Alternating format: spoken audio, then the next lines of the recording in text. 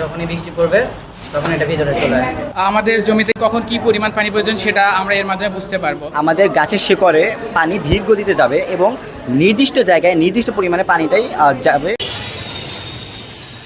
বগুড়ায় শুরু হয়েছে 2 দিনব্যাপী জাতীয় বিজ্ঞান ও প্রযুক্তি সপ্তাহ।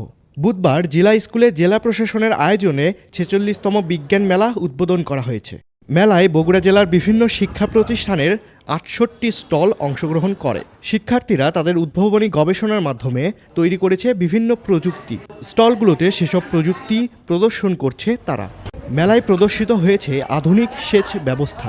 ফসলের জমিতে কখন কি পরিমাণ পানি প্রয়োজন বোঝা যাবে এই প্রযুক্তির মাধ্যমে। এটা হচ্ছে আমাদের আধুনিক সেচ ব্যবস্থা, অর্থাৎ আমাদের জমিতে কি পরিমাণ পানি প্রয়োজন, কখন কি পরিমাণ পানি প্রয়োজন সেটা আমরা এর মাধ্যমে বুঝতে পারবো। অর্থাৎ আমরা যখন জমিতে ফসল ফলাই তখন দেখা যায় অতিরিক্ত পানি দেওয়ার ফলে ফসল যেমন উৎপাদন কম হয়, আবার কম পানি দেওয়ার ফলেও সেমন ফসল নষ্ট হয়ে যায়। এক্ষেত্রে এই আধুনিক সেচ ব্যবস্থার মাধ্যমে আমরা খুব সহজেই জমিতে কি পরিমাণ পানি প্রয়োজন সেটা বুঝতে পারবো। শিক্ষার্থীদের উদ্ভাবনী প্রযুক্তিগুলো কিভাবে কাজ করবে সেটি তারা উপস্থাপন করছিল। যখন আমরা বাসায় থাকি না, অনেক সময় আমরা বাইরে কাপড় শুকাতে দিই, তখন আমরা বাসায় থাকি না, কিভাবে কাপড়গুলো ভিতরে আনা যায়, ঘরের ভিতরে আনা যায়, সুরক্ষিত রাখা যায়, সেজন্য আমরা এটা তৈরি করেছি। বৃষ্টি চলে গেলে যখন শুকিয়ে যাবে তখন এটা অটোমেটিক ভিতরে চলে আসবে, মানে বাইরে চলে যাবে। আর যখনই বৃষ্টি পড়বে তখন এটা ভিতরে চলে আসবে।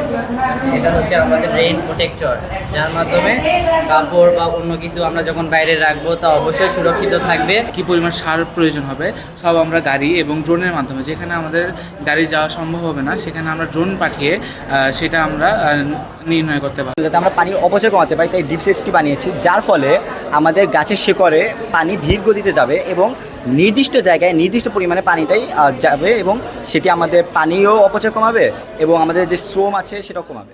বিভিন্ন শিক্ষা প্রতিষ্ঠানের শিক্ষার্থীদের নতুন নতুন উদ্ভাবন দেশ ও জনগণের কল্যাণে প্রয়োগ করলে আগামীর বাংলাদেশ হবে আরও সমুন্নত, এমনটাই মনে করছেন মেলায় আগত দর্শনার্থীরা। রাহেনুর ইসলাম, দৈনিক করতোয়া, বগুড়া।